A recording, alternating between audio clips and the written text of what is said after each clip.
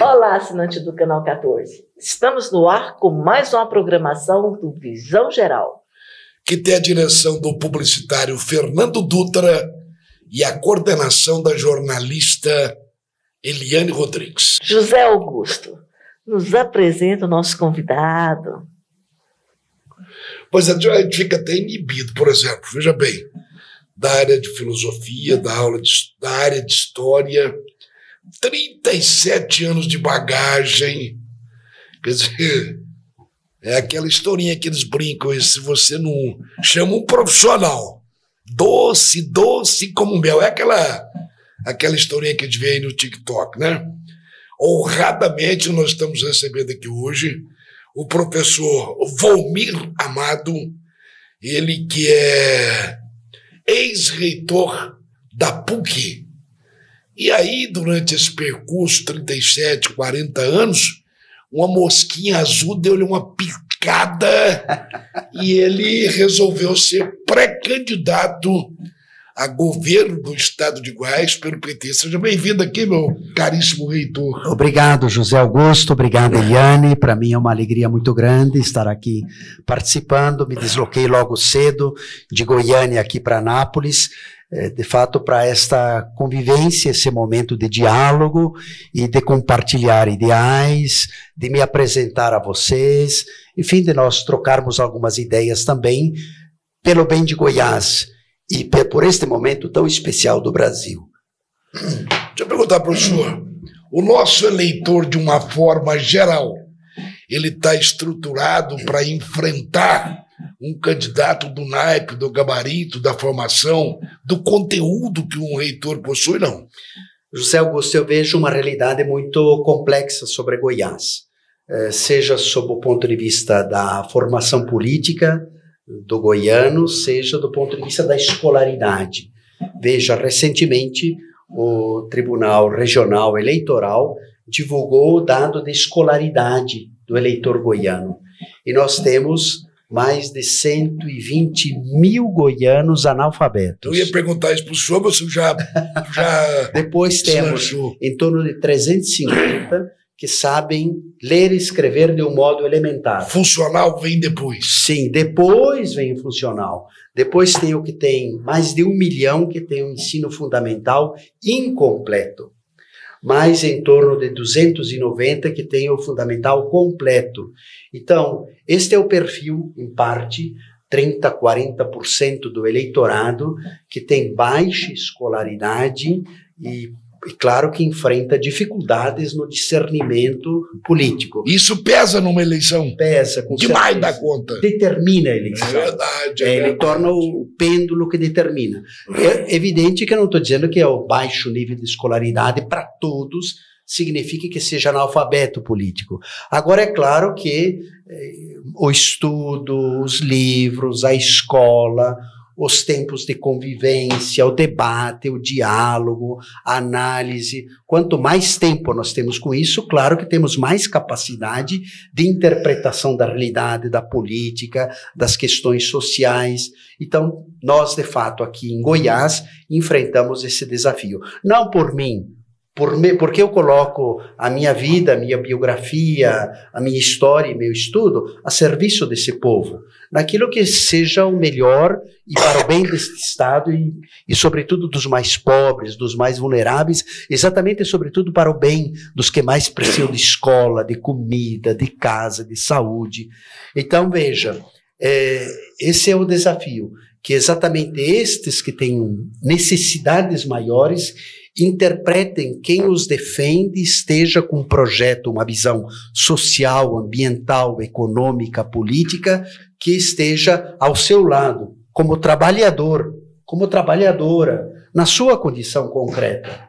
E não que seja a escolha pelos grandes, aqueles que têm o poder econômico, aqueles que têm outros projetos que são em função da acumulação, da desigualdade, que beneficiam mais a uma minoria da sociedade. Então essa é a contradição que nós experimentamos. Mas o tempo da campanha também serve para isto, para a gente se apresentar, para tentar ajudar a esclarecer, para fazer com que essas ideias e este programa chegue até estas pessoas também e para que leve a que se interroguem sobre a sua realidade e sobre suas escolhas políticas aqui no Estado e no país. Ao analisar essa estatística que o senhor deu aí, esse percentual, o senhor faria uma leitura do contexto que no Goiás e Brasil de plantão ainda existem os currais eleitorais? Existe em parte, vamos dizer, uma concentração de riqueza muito grande. E a concentração de riqueza e mais uma herança de coronelismo no Estado, que vem de remota idade, de séculos aqui, que se plantou por aqui, mais a realidade agrária, mais depois uma versão pós-moderna do que era o coronelismo e do que era a antiga UDR, que ganhou uma feição de agronegócio, que é a concentração da terra, a concentração da produção, a concentração da riqueza e o aumento, sobretudo, da desigualdade social. Porque quando você vê, José Augusto, a concentração da riqueza, o PIB, que ele aumenta no Estado, ele se torna próspero, e ao mesmo tempo você tem 360 mil goianos que passam fome aqui no Estado. Fome. Quando você tem aproximadamente 400 mil pessoas que ganham até R$100 por mês, o que significa R$3 por dia para comer. Então, você vê realmente a concentração da riqueza. Quando você tem dados como a ONU declara, no caso de Goiânia, é a capital da América Latina com maior desigualdade social. Então, veja, esta realidade social e econômica, ela coloca um modelo de concentração do poder, de curral eleitoral também, por um lado. E por outro, de devastação ambiental. É um modelo que veio destruindo com o nosso bioma e aumentando a desigualdade social. Então, de um lado, o aspecto ambiental, de outro, o aspecto social e o desenvolvimento econômico. Ele vai bem, mas para alguns, para poucos, que exportam navios gigantescos. Commodities. Sim, commodities. Carne, soja, milho, que conseguem... Minério de ferro. Minérios, que conseguem servir a toda a Europa, a Ásia, a América do Norte, mas não conseguem alimentar seu povo. Então, o que a gente entende como curral eleitoral também é isto.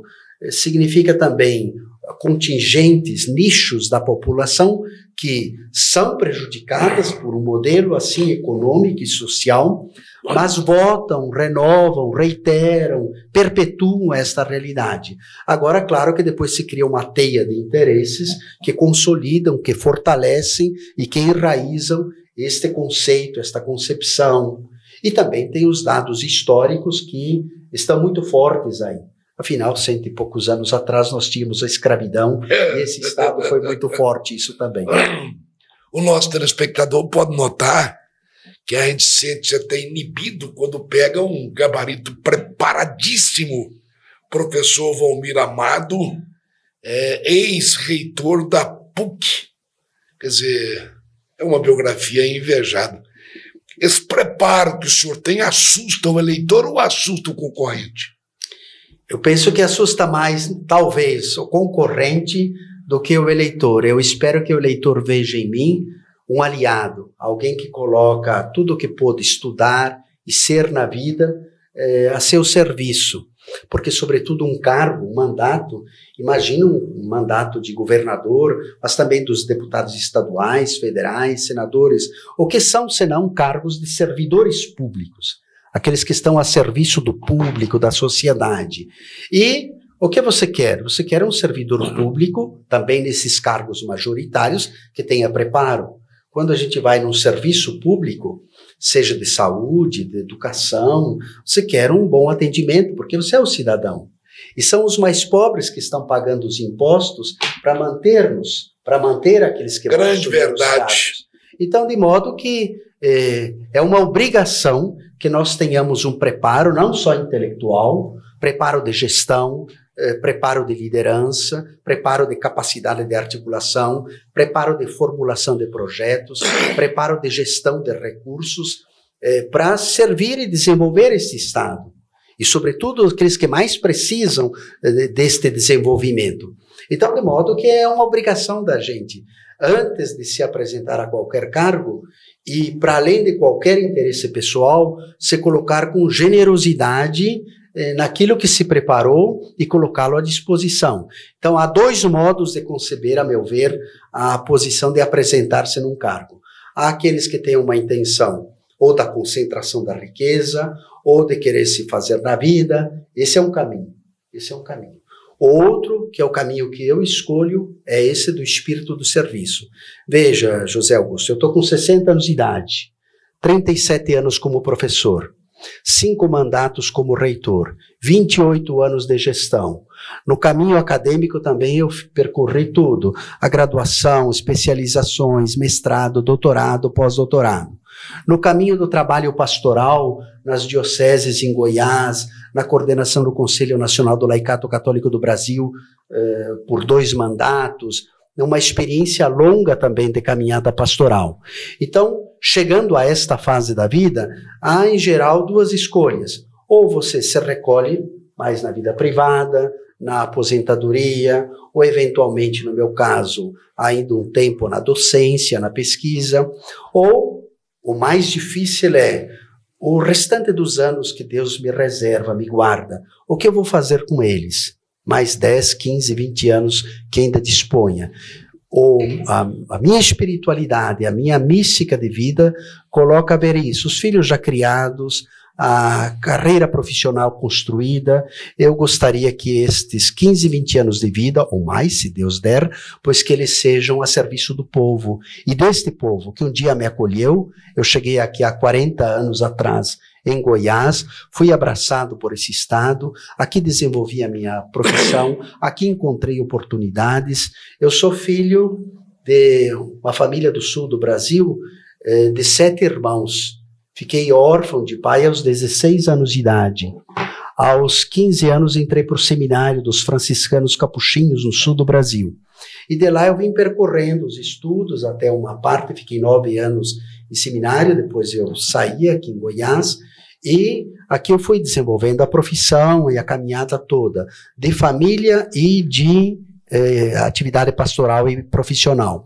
Então veja, uma trajetória construída assim, a gente de fato chega um instante da vida e você se coloca, mas não só agora, porque eu fui alimentando isto como forma de inserção, de compromisso, de engajamento público, de compromisso social, de envolvimento com trabalhos e projetos comunitários, que me levam só a esta consequência final de vida, de assumir um cargo público por, de fato, compromisso e entrega de vida. A descendência familiar do senhor é só do sul ou é europeia também? É europeia também. Eu sou um pouco o que nós somos de brasileiro. O brasileiro nunca é uma coisa só, não é? Verdade. É aquela misturada que nós somos, né? Então eu tenho, da parte da avó, ela é Kurt Schneider. Ela é de origem alemã. Falecida já, né? Muitos anos. Fui criado por ela, por sinal.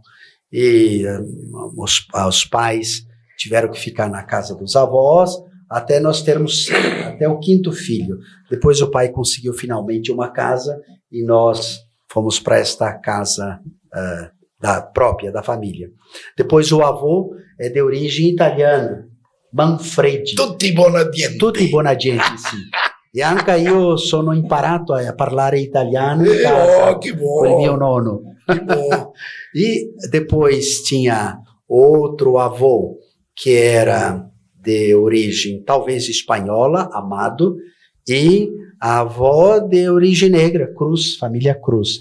Então isso saiu Volmir e meus irmãos também, essa mistura do que nós somos e que é um pouco a identidade do brasileiro, essa bela mistura que nos faz trazer os valores das várias origens, um pouco o sotaque, porque o Sul também teve um outro histórico de colonização europeia, mas também, sobretudo, da Espanha. o Rio Grande do Sul, até o século XVII e XVIII, ele pertencia à coroa espanhola.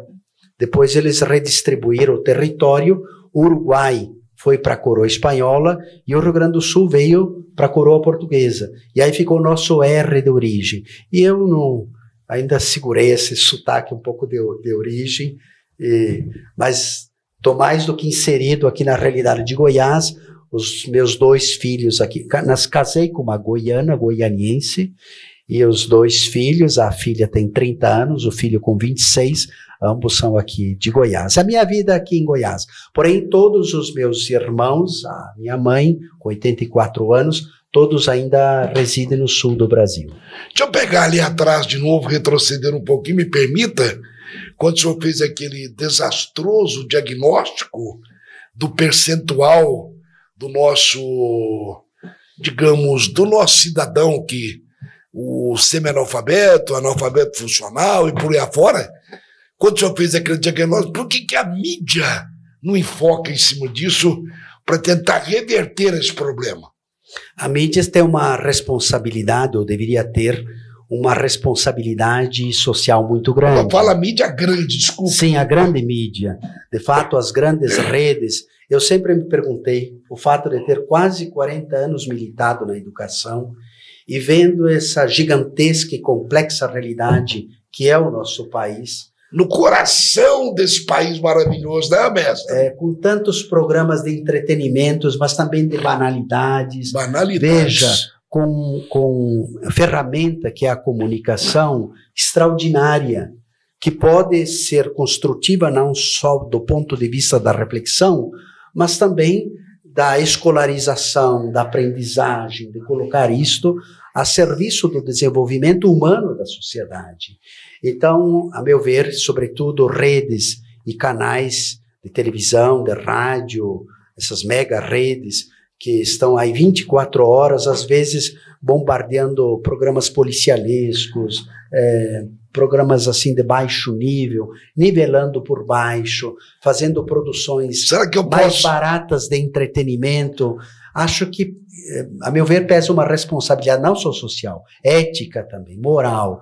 Como é que podem olhar milhares de famílias, pessoas morando na periferia, na zona rural, não tem um livro, não tem uma caneta, não tem uma informação, só dependem daquele veículo de comunicação que chega às casas delas e permanentemente anestesiadas por um entretenimento leviano, alienado. Maquiavélico, sim, porque é demais. E faturando em cima, por outro lado. Faturando, porque vendendo os produtos. Então, a meu ver, de fato, há uma responsabilidade principal, que é do Estado brasileiro, que é do Estado em Goiás, de dedicar o recurso devido à saúde, à educação, portanto, à capacitação das pessoas, para que elas atinjam a autonomia, a sua cidadania plena, mas também a sociedade civil deve responder, seja a grande mídia, seja as igrejas, as associações, aquilo que nós podemos, isso que vocês estão fazendo aqui também agora.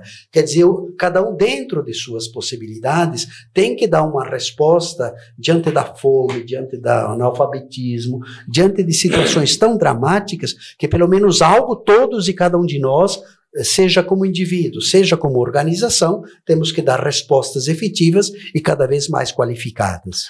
O senhor citou policialesco, né? Eu poderia citar novelesco também? Sim, com certeza. Como sempre, né? Há novelas de melhor qualidade, há novelas de qualidade mais inferior. Os últimos anos se percebeu também dentro das novelas que há temas que devam ser desenvolvidos importantes. Um deles, o que eu vejo numa das novelas mais recentes, é a questão ambiental que está sendo tratada.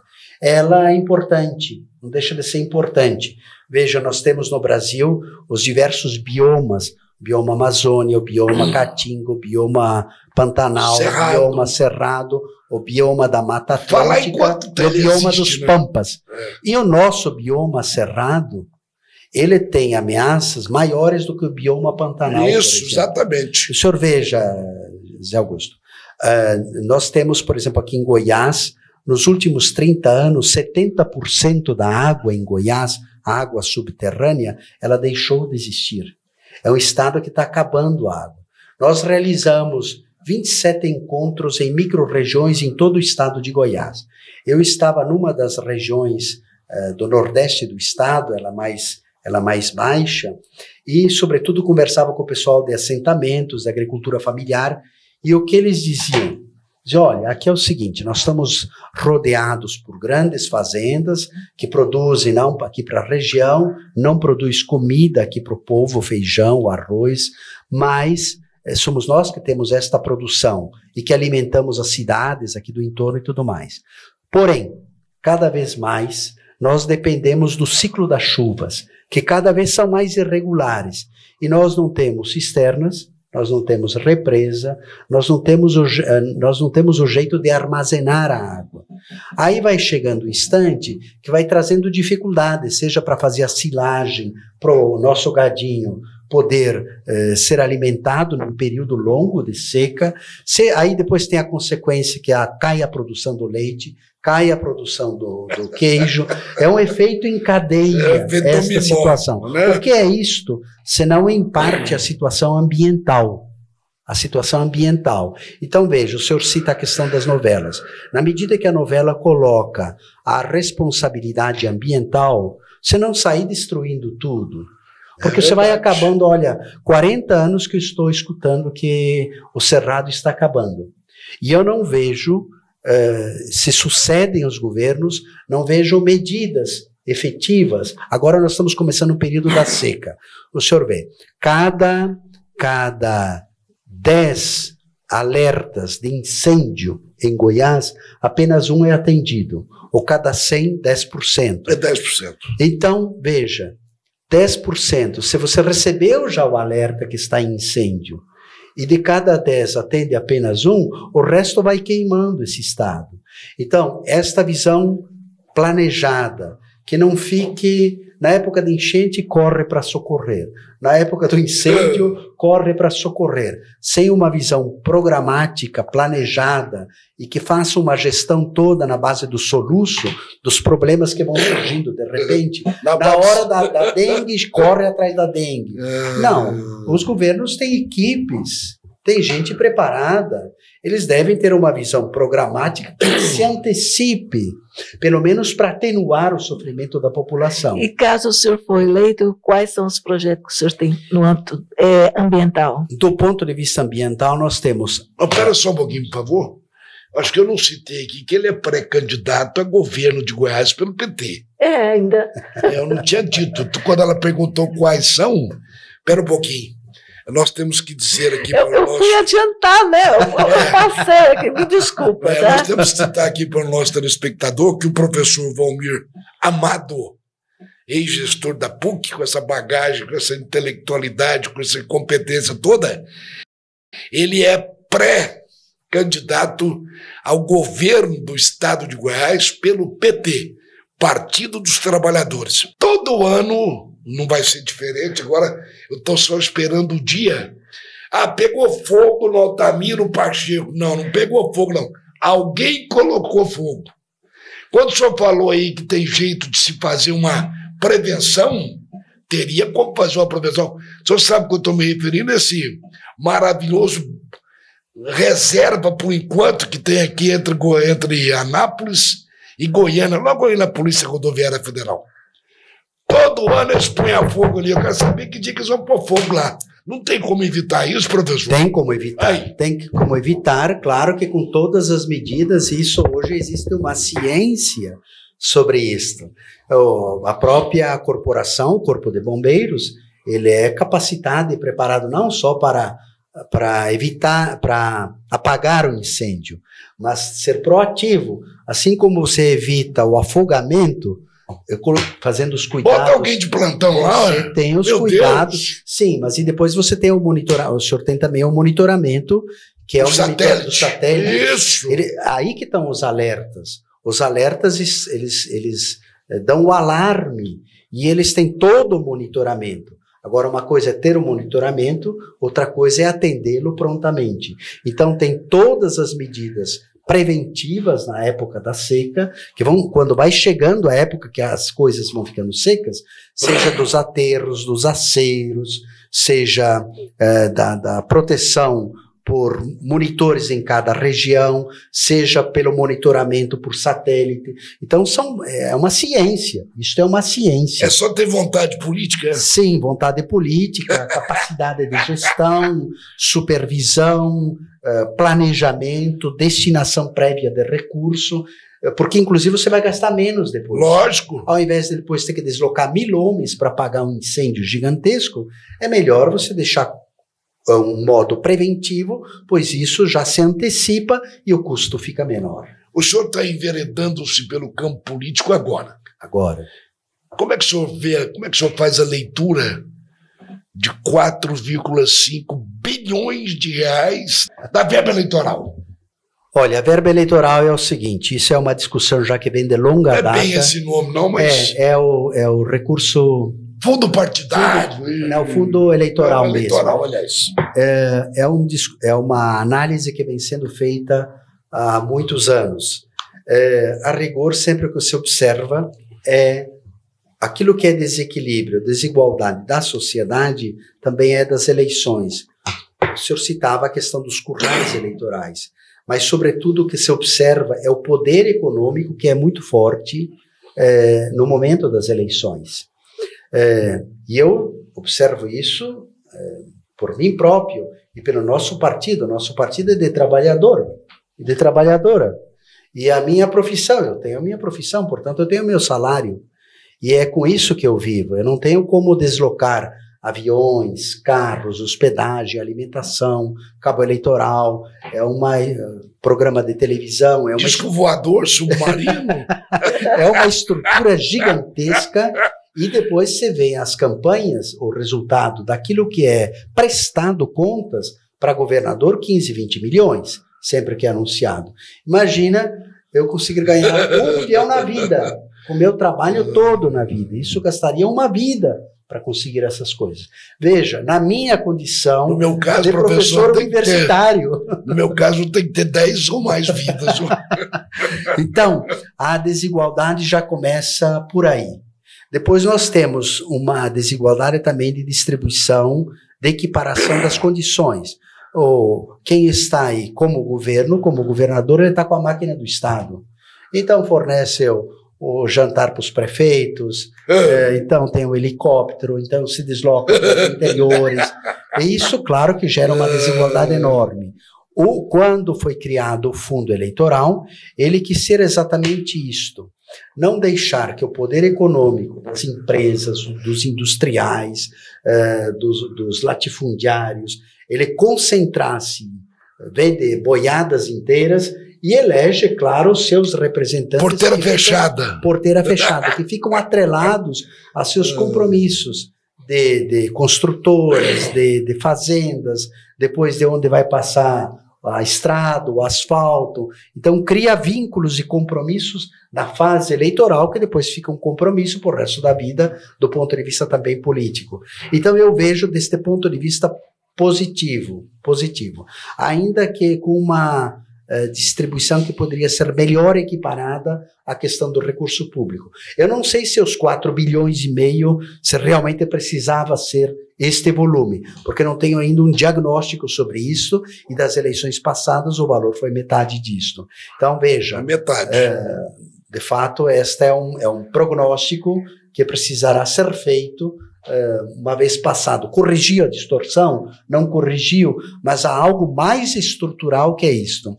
A desigualdade eleitoral vem da desigualdade econômica, e uma boa parte da vitória eleitoral ela vem do investimento econômico, que dá mais condições para alguns candidatos e menos para outros de alcançar a vitória e defender os interesses de fato do bem comum.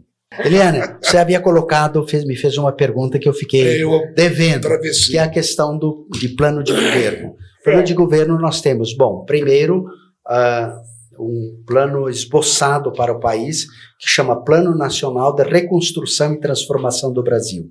Ele foi publicado pela Fundação Perseu Abramo 2 anos atrás, coletou sugestões vindas de todos os setoriais do próprio Partido dos Trabalhadores, mas depois houve uma reformulação.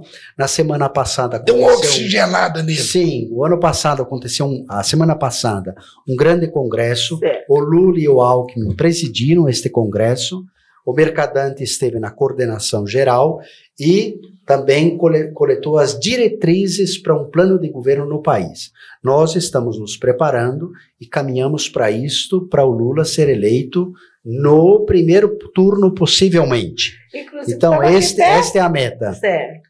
Agora é o seguinte, tanto para o Brasil quanto para Goiás, tem um plano que é de emergencial e um plano de médio e longo prazo.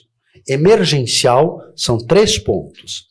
Desmatamento zero, pelo menos na taxa líquida do desmatamento, e replantio das árvores do que vem sendo feito. Interromper, parar aí, porque isso está uma crítica internacional da destruição que nós estamos fazendo do país, de todos os biomas. Então, interromper isso, garimpo, derrubadas, prender as máquinas, parar por aí naquilo que é uma derrubada avassaladora do que é do meio ambiente, desmatamento zero. Com isso nós dizemos, portanto, estancar o problema e depois tentar recompor a natureza com um replantio gradual, com a proteção das águas, com a reserva dos mananciais. Segundo, fome zero. Fome zero. Nós temos 33 milhões de pessoas que passam fome no Brasil. Verdade. E quase 400 mil goianos passando fome. Verdade. Então, comida no prato. Pelo menos 3 vezes por dia é preciso que a pessoa tome o café, almoce e jante. Há poucos dias atrás foi dada a notícia de a merenda escolar está tendo que fazer ela 40% a mais de comida, porque as crianças elas estão chegando com fome na escola. Famintas. Sim, porque só tem a merenda escolar. E ainda, tanto quanto quando sobra um pouco, põe lá nas latinhas para levar para casa, para ter tratar o irmãozinho. O irmãozinho e ajudar a família. Verdade. Então, veja, é urgente, isto é urgente. Qualquer governo que se preze, o meu também, o governo Lula também, nós devemos zerar a fome. Nós temos isso como obrigação moral, política, ética, zerar a fome. Fome zero. Humana, social, cristã, espiritual, fome zero. Desmatamento zero, fome zero. E despejo zero. Despejo zero. Por quê? Sobretudo com a situação da pandemia e com o agravamento da crise econômica, as pessoas elas não têm mais onde morar. Tem uma faixa da população e ainda você leva aonde? Na região metropolitana de Goiânia, alcançando aqui Anápolis, nós temos em torno de 10 mil pessoas que estão sem casa. E aí você vai lá, tem idosos, tem crianças, tem famílias inteiras. O que você faz? Aí o judiciário vai decidir que é para despejar e o senhor, onde é que eu e o senhor vamos colocar esse pessoal? Eles vêm aqui na rua, aqui na frente? Aonde é que vão essas famílias? Então nós temos que estancar a questão do despejo, que havia sido uma lei do Supremo Tribunal Federal impedido do despejo por 2 anos, mas esta lei está vencendo. Enquanto não tiver um plano de moradia que comporte, que estruture, que envolva elas, e não teve plano de moradia no Estado e nem no país nestes anos. Então é claro que isso adensou, gerou um problema social muito sério e nós temos que emergencialmente fazer milhares de casas, de bairros, de setores, de vilas que comportem esse pessoal. Então são as 3 questões emergenciais. Depois, claro que tem as outras da educação, da saúde, do meio ambiente, de outras frentes também que são muito decisivas. E dentre elas, a questão do desenvolvimento econômico aliado ao desenvolvimento social e desenvolvimento ambiental, isso é muito importante articular. Nós temos que gerar iniciativas de arranjos produtivos para gerar empregos e a população poder, de fato, conseguir ter o autossustento. Então, isso é muito importante. Agricultura familiar, isso é muito importante também. Potencializar quem está no campo, na zona rural, lá no interior, que tem estas oportunidades. Então, nós temos que ir enfrentando isso no campo da educação, é gigantesco o desafio.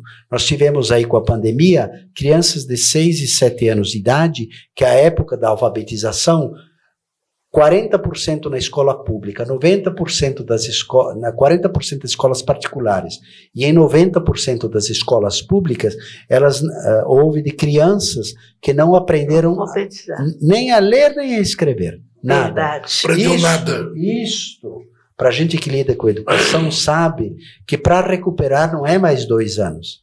Eu, trabalhando a vida inteira na universidade, chegava e via o jovem que tinha defasagens de aprendizagem lá no passado, que nunca mais recuperou no ensino da matemática, da leitura, da interpretação de textos. Então, veja, é um plano de governo que tem que reconsiderar estes pontos todos para recolocar a sociedade, a população, os mais vulneráveis, não apenas no atendimento emergencial, mas também na superação de sua situação social tão dramática e experimentada no Estado e no país. Desculpa, mas eu vou ser irônico. Copa do Mundo vem aí, lá vamos resolver tudo, viu? José Augusto, você viu que o Darlan já está dando já deu sinal lá, né? A Copa do Mundo pode ser muito bonita, mas junto dela também que vem o esporte, lógico, a participação dos jovens, das crianças. Não é só aquela elite, né? Passou tão rápido, José Augusto. Você viu que aula? Eu muito tô aqui, boa, ó. Viu?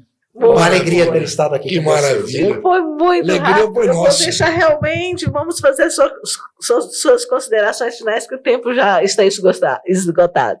Eliane, José Augusto, muito obrigado pela oportunidade, obrigado também por você nos dar a preferência, sua atenção, sua compreensão e compartilhar o seu tempo para conosco. Eu quero outra vez reiterar isto, meu nome é Volmir Amado. Eu estou me apresentando como pré-candidato ao governo de Goiás. Estamos juntos também para a eleição de Lula no Brasil. Eu serei o único candidato apoiando e representando a esquerda aqui no estado de Goiás.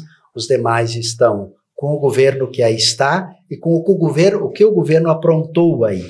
Então, de fato, nós temos que fazer uma mudança por um novo estado e um novo país, que supera essa situação de atraso, de pobreza, de fome, de miséria, e queremos reconstruir isto com sua participação.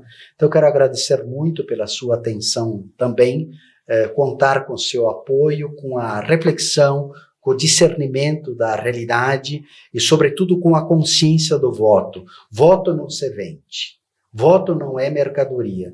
O voto é razão de cidadania e com o voto você estará escolhendo o futuro dos seus filhos, a comida em seu prato, a casa onde ter para morar e a escola para ter para estudar. Então, que o seu voto seja consciente, seja com discernimento e seja com uma escolha acertada de fato. Então, muito obrigado a você, obrigado, Eliane, obrigado, José Augusto. Em nome do nosso... Show de bola! Show de bola! E em nome do nosso diretor-geral, Fernando Dutra, venho aqui agradecer imensamente a sua presença e agradeço também você, assinante do Canal 14, pela sua audiência e até a próxima.